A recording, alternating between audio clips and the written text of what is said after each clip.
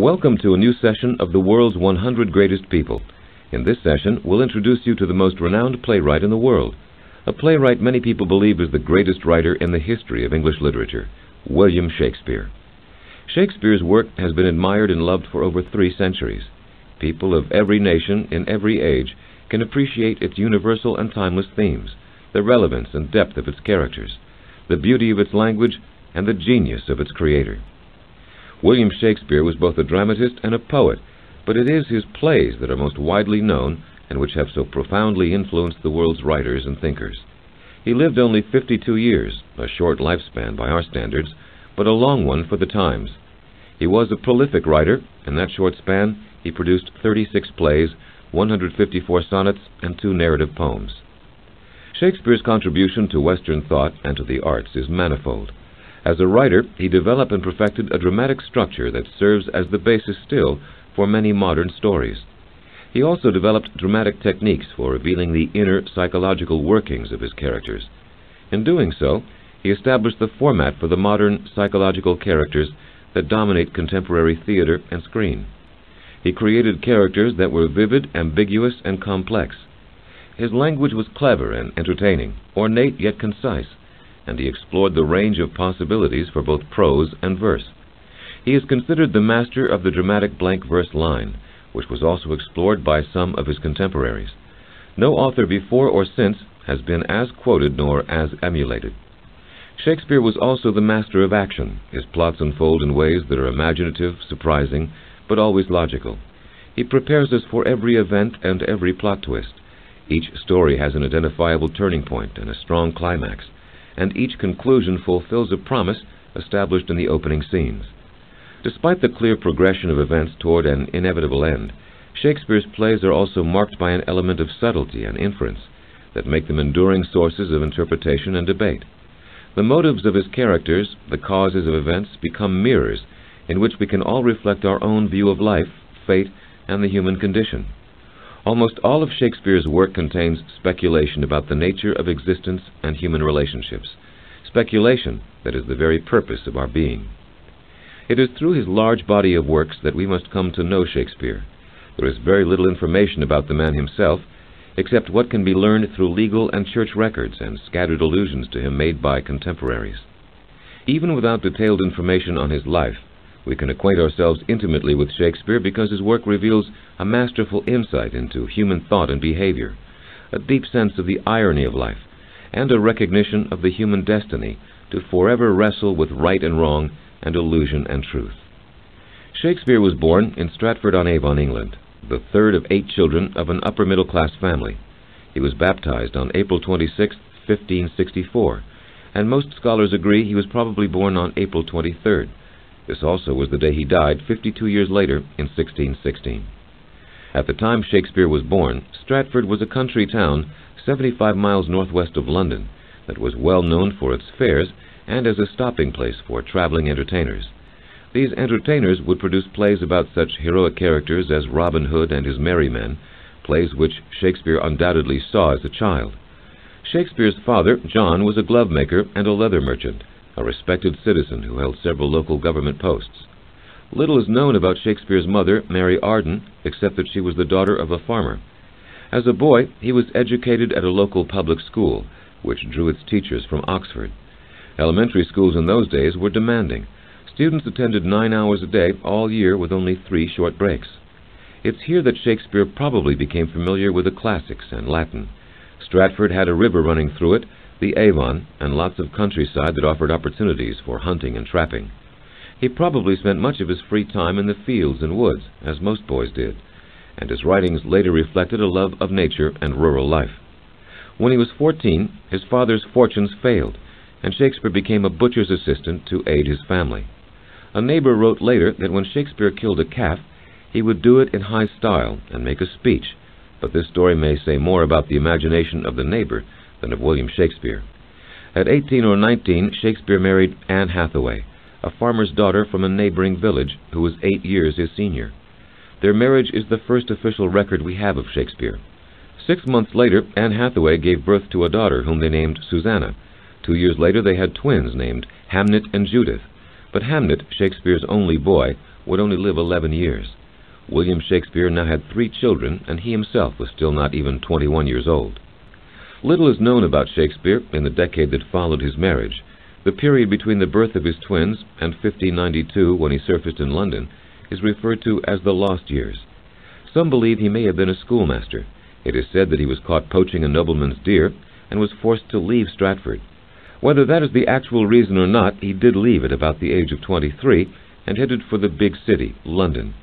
There he earned his living by holding horses at the door of a theater. Eventually he began to land acting jobs, although his acting was never said to be particularly good. However, it's known that some people were jealous of him in these early years because he not only acted, but he seemed to have an ability to write. In 1592, a fellow author described him as an upstart crow, beautiful with our feathers, that with his tiger's heart wrapped in a player's hide, supposes he is well able to bombast out of blank verse as the best of you, and being an absolute jack of all trades, is in his own conceit that only shakes scene in a country. The phrase about a tiger's heart is a parody of a line from Shakespeare's Henry VI, so we know that at this early date, when Shakespeare was 28 years old, he was already gaining some local fame. When he was 29, he published his first narrative poem, Venus and Adonis. If not for his plays, Shakespeare could well have been famous for his poetry alone. His sonnets particularly contain the same depth of meaning and beauty of language that is so admired in his plays. Shakespeare's first poems were quickly followed by his first comedies, including Love's Labour's Lost, which was later presented before Queen Elizabeth. There is a story that Shakespeare himself took a role in a play that was presented for the Queen, and that she decided she would try to distract him from his part. Purposely, she let her handkerchief flutter to the stage at Shakespeare's feet. He never missed a beat. Instead, ad-libbing to another actor playing the part of a servant, said, "Take up our sister's handkerchief," and then proceeded with his lines. It's been documented that Shakespeare played the ghost in the productions of his own play Hamlet, and that he also played various kingly roles, but other than that, little is known of his acting. In 1589, when he was 35, he became connected with the Blackfriars Theatre, where his dramas were presented. He was acting and writing, and became associated with a group that included leading actors of the time, such as comedian Will Kemp and tragedian Richard Burbage. They were known as the Chamberlain's Men, and later as the King's Men. Shakespeare was a shareholder in the company. By 1592, he was acting exclusively for this company, and had become a part of the consortium that had built the famous Globe Theatre. It seems the Chamberlain's Men were an inventive and playful group, not unlike a fraternity in some ways. One story that particularly illustrates this is a story about Shakespeare and the actor Richard Burbage. Once when Burbage was playing the title role in Richard III, he made an assignation with a lady who lived near the playhouse. She told him, "Announce yourself as Richard III," a suggestion which Shakespeare overheard. He slipped out of the theater before the play was over and hurried to her lodgings, where he announced himself as Richard III and was admitted to her bedroom. Shortly after, a message was brought up that Richard III was at the door. Shakespeare sent a message back to Burbage which read, "William the Conqueror came before Richard III." Shakespeare wrote his plays exclusively for his acting troupe and for the Globe Theatre, at the rate of about 2 a year. The Globe was an outdoor theatre located in the London suburb of Southwark. It was one of the largest in the city area and could hold 3,000 people. It's believed that for the opening of the Globe Theatre, Shakespeare wrote his romantic comedy, As You Like It. We also know that during a performance of Henry VIII, a cannon set the thatched roof of the theatre on fire. No one was injured, although one man's pants caught fire and were extinguished by a bottle of beer. The theatre was rebuilt with a tile roof, but was torn down years later. In recent years, there have been many excavations and archaeological digs aimed at locating the ruins of the Globe, with hopes of perhaps resurrecting it. By the decade of the 1590s, Shakespeare had become sufficiently well known as a playwright to be referred to in writings of his contemporaries. He often wrote parts with a particular actor in mind, particularly his favorite actor, Burbage. Burbage was the original performer in many of Shakespeare's greatest roles, including Hamlet, King Lear, Othello, and of course Richard III. In 1599, Shakespeare became part owner of the Globe Theatre. 4 years later, Queen Elizabeth died and was succeeded by King James, who issued a royal license allowing Shakespeare and his fellow actors to change their name from Chamberlain's Men to the King's Men. In return for the favor, the actors entertained the king at court on a regular basis. In 1608, Shakespeare became part owner of his second theatre, Blackfriars. The King's men performed at Blackfriars in winter because it was heated, and in summer they performed at the Globe. By now Shakespeare was a true man of the theater, writer, actor, producer, and theater owner.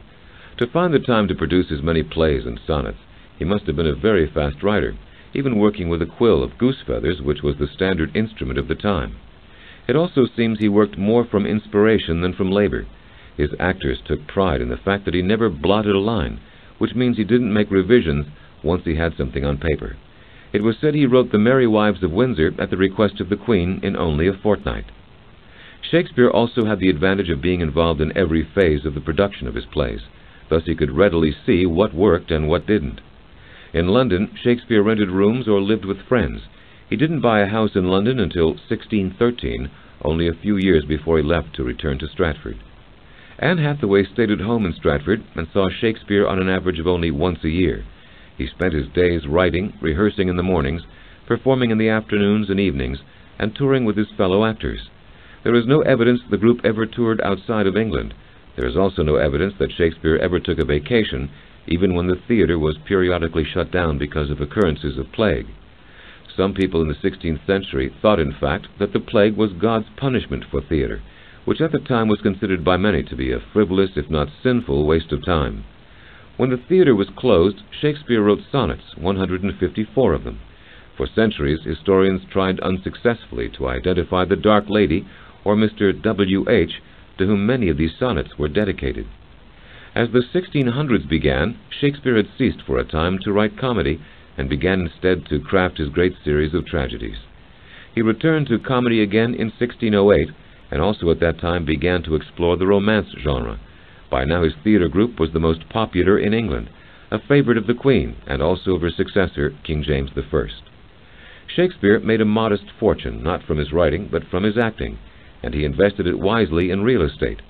His heart seemed to remain in Stratford, for that is where he channeled most of his money. From all reports, he was a hard-working man who never got into trouble and who had an open, honest, free way about him. He was considered good company, and not surprisingly, was known for his ready and pleasant wit. Shakespeare is unique among the world's great writers because he wrote his plays not for publication, but for performance. He took no interest nor involvement in the printing of his plays. Some were printed from texts reconstructed from memory by an actor or actors. Some were supplied to the printer by the acting company. But Shakespeare himself was attracted only to live theater as the ultimate expression of his art. He seemed indifferent to the possibility of broad acceptance and acclaim. He did aspire, however, to be a gentleman. As soon as he could afford it, he applied for the Shakespeare coat of arms. In those days, a family coat of arms hanging above the door was a status symbol, and allowed the owner to be called master. In Stratford, Shakespeare bought a mansion called New Place, which had 3 stories, 10 fireplaces, 2 barns, 2 orchards, and gardens surrounded by mulberry trees. After he wrote The Tempest, when he was about 46 years old, he finally retired and joined his wife in Stratford to live the life of a country gentleman. His friends were among the elite of Stratford, lawyers, landowners, and preachers. William Shakespeare died on April 23, 1616, at the age of 52 of unknown causes. In his will, he left a silver bowl to his daughter Judith, his sword to a lawyer friend, his clothes to his sister, and his silverware to his granddaughter. He left his mansion and his favorite bed to his first child, Susanna. Anne Hathaway, his wife, received his next favorite bed. Shakespeare tried in his will to leave all his real estate together, so it could pass to a single male heir. However, his only direct descendant died about 50 years later, and his estate was dispersed among strangers. William Shakespeare was buried at the same church at which he was baptized, Holy Trinity Church, Stratford-upon-Avon, Warwickshire.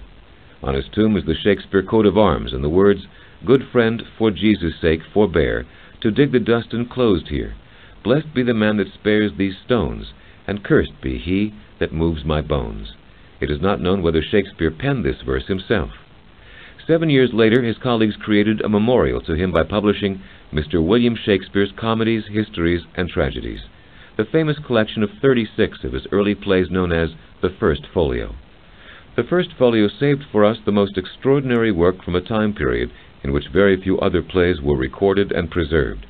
There is a dedication to Shakespeare, written by the contemporary writer Ben Jonson, that was added to the First Folio in 1623, 7 years after Shakespeare died. It reads, Triumph, my Britain, thou hast won to show, to whom all scenes of Europe homage owe. He was not of an age, but for all time. During his time, Shakespeare was regarded as a great entertainer and a proficient craftsman. It was not until many years later that he became appreciated as the true genius he was, an appreciation that has only deepened as time passes, and as the themes and characters of which he wrote become even more relevant in spite of the dramatic changes in the external world. Since Shakespeare's death, there has been a controversy about whether he was the actual writer of the plays credited to him.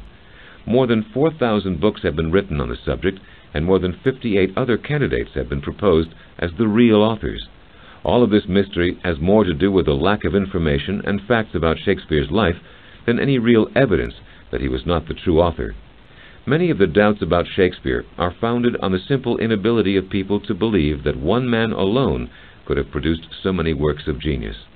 In addition, a certain snobbery developed over Shakespeare's background, with elite intellectuals claiming that only a person of high social standing, and not the small-town middle-class roots of Shakespeare, could have written works of such sophistication and intelligence. Yet no important Shakespearean scholar has ever doubted that Shakespeare did indeed write all the plays and poems for which he is credited. Most convincing are his own contemporaries, who wrote of him without question as the author of the plays, and who compiled those plays for publication in loving dedication to him. In both the realms of comedy and tragedy, Shakespeare remains the most versatile and accomplished author in written history. His comedies include Love's Labour's Lost, The Merchant of Venice, A Midsummer Night's Dream, Much Ado About Nothing, As You Like It, and Twelfth Night. His classic tragedies include Julius Caesar, Othello, King Lear, Macbeth, Antony and Cleopatra, and Hamlet. The four plays commonly referred to as his romances are Pericles, Cymbeline, The Winter's Tale, and The Tempest. Plays that do not fit neatly into any category include Troilus and Cressida, All's Well That Ends Well, and Measure for Measure. The chronology of Shakespeare's plays is uncertain. His first 19 plays appeared in individual volumes that are difficult to date and possibly contain inaccuracies, due to his own lack of involvement in the projects. What is clear is that even his early works, such as Henry VI and Richard III, reflect the range of his dramatic talents and interests. Historians have been able to divide Shakespeare's work into roughly 3 periods. The first are history plays and comedies. This period begins with the 3 parts of Henry VI and ends with Romeo and Juliet. Shakespeare didn't write his plays in chronological order. Instead, he flipped back and forth between different periods of history. Therefore, after he wrote Henry VI, he wrote plays from an earlier period, Richard II, Henry IV, Parts 1 and 2, and Henry V. His work in this early period, although remarkable, lacked the depth of character that his later work showed. They focused instead on events which were loosely tied to the plot. They reflect horror at the idea of civil war, a feeling typical of the age, and they explore the responsibilities of royalty, a relevant topic for a country that was currently under the reign of a queen. Shakespeare wrote the comedy called The Comedy of Errors in this period as well, but it's more farcical and imitative of previous styles than his later works. The plots in most of these early works were artificial, but the dialogue was filled with wordplay, puns, and inventive use of the English language. His talents seem to have matured by the end of the period when he wrote Romeo and Juliet somewhere around 1594. The second period begins about 1595 with Richard II and continues up to Twelfth Night, written about 1599. During this period, he wrote histories and tragedies, which were a successful blend of both character and plot. His plots were more unified rather than a series of loosely connected episodes. In the comedies, he moved from simple farce to the more complex humor of As You Like It. The comedies were mostly about tangled courtship and romantic mishaps. The third and final period begins about 1600 and is the most extraordinary period of all. It's distinguished by his most famous tragedies and problem plays like Hamlet, Macbeth, King Lear, Julius Caesar, Antony and Cleopatra, and Othello. The history plays of this period are where Shakespeare's ability to create strong, complex characters reached perfection. The stories center on the individual's struggle for power and the personality flaws that lead to tragedy. In Hamlet, it was indecisiveness. In Othello, it was jealousy. In King Lear, it was impulsiveness and willfulness. And in Macbeth, it was unscrupulous ambition. Through all his main characters in the plays of this period, Shakespeare explored the human psychology and spirit amid complex, perfectly structured plots, and through the use of expressive, beautifully poetic language. There were also a few comedies from this period, including the popular Much Ado About Nothing. By then, he had mastered the universal themes of good versus evil and order versus chaos that have made his work so eternal. During the last 8 years of his life, Shakespeare wrote only 4 plays: Henry VII and the tragicomedies Cymbeline, The Winter's Tale, and The Tempest. The Tempest is often believed to be the last play Shakespeare wrote, and for that reason, a lyrical speech given at the end has often been interpreted as his own farewell to his profession. It reads like this: "Our revels now are ended. These our actors, as I foretold you, were all spirits, and are melted into air, into thin air. And like the baseless fabric of this vision, the cloud-capped towers, the gorgeous palaces, the solemn temples, the great globe itself, yea, all which it inherit, shall dissolve, and like this insubstantial pageant faded, leave not a rack behind." Shakespeare's skill with language was so extraordinary that many of his own words are now a permanent part of our vocabulary. Hundreds of his phrases, speeches, and expressions have permeated the English language and become part of our everyday conversation, whether we realize it or not.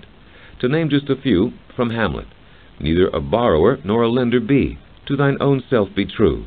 To be or not to be, that is the question. The slings and arrows of outrageous fortune. To sleep, perchance to dream. Shuffle off this mortal coil." From Julius Caesar: "Friends, Romans, countrymen, lend me your ears." From Richard III: a horse, my kingdom for a horse." From A Midsummer Night's Dream: "Lord, what fools these mortals be." From A Merchant in Venice: "The quality of mercy is not strained." From Julius Caesar: "Et tu, Brute?" From Othello: "One that loved not wisely, but too well." Many writers that followed Shakespeare found inspiration in his plays, not just for their plots and themes, but for the very titles of their work. You'll recognize the popular titles that were borrowed from the following Shakespearean passages.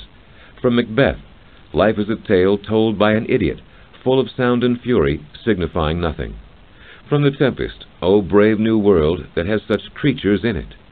From Richard III: "Now is the winter of our discontent." Shakespeare also originated several phrases that are now part of ordinary conversation, including fair play, a foregone conclusion, to catch cold, and disgraceful conduct. Scholars think he even invented such common words as assassination, bump, eventful, and lonely. His impact on our current language extends far beyond what most people realize. In his experimentation with grammar and vocabulary, Shakespeare contributed greatly to the development of the English language and helped shape the literature of all English-speaking countries. But besides his remarkable words are his remarkable ideas. They have influenced millions of people to form ideas about heroism, romantic love, duty, morality, and our role in our own fate. His description of historical figures is the image we remember them by, such as Julius Caesar, Cleopatra, and Mark Antony. Shakespeare drew from many sources of inspiration to write his plays, from ancient Roman playwrights, from histories of England, and from the Bible, to name a few. Yet clearly his greatest inspiration was his own ability to observe and interpret the forces that guide humankind, be they psychological, intellectual, or divine. Today, it is the dream of every serious actor to someday star in a Shakespearean play, which is considered the ultimate test of their art. Among the actors who have proved their greatness on the Shakespearean stage, or in film adaptations of his work, are Laurence Olivier, Orson Welles, Richard Burton, John Barrymore, Paul Robeson, James Earl Jones, Kenneth Branagh, Sarah Bernhardt, Vanessa Redgrave, and Claire Bloom. His plays have attracted huge audiences in almost every cultural center in the West. Today there are theaters in England, the United States, and Canada that still produce his works on a yearly basis. Their deep and lasting dramatic value has led to adaptation in almost every medium, into opera, ballet, musical compositions, television programs, and films. No other writer's works have been produced so many times or read so widely in so many countries. There are many reasons why the work of Shakespeare has continued to endure with such unfailing popularity and success. One is simply the unparalleled richness of his language, his cleverness with words, metaphors, and images, and his great gift for poetry. Another is the technical perfection of his plots and the dramatic appeal of his stories. On a deeper level are the complex moral questions he raised, questions that lend themselves to reinterpretation by every succeeding generation. But most importantly was Shakespeare's profound understanding of human nature. He could identify the qualities that are common to all human beings. He expressed the entire range of human emotions and desires. His characters transcend the time and place in which they're set and become remarkably real. They struggle just as ordinary people do in everyday life, sometimes with success, sometimes with failure. He wrote of all types of characters: kings, magicians, pickpockets, drunkards, generals, witches, mercenaries, shepherds, ghosts, philosophers. And each character, at some level, is part of our own personal experience of life. As Shakespeare himself said, "All the world's a stage, and all the men and women merely players. They have their exits and their entrances, and one man in his time plays many parts, his acts being 7 ages." Throughout the ages, every individual has been forced at some time to struggle with the conflicts and questions represented in Shakespeare's plays: duty versus pleasure, morality versus ambition, courage versus cowardice, and the conflicts created by emotions, beliefs, and desires that pull us in different directions. They are themes of the human experience, and they will continue to confront and challenge us through the ages ahead.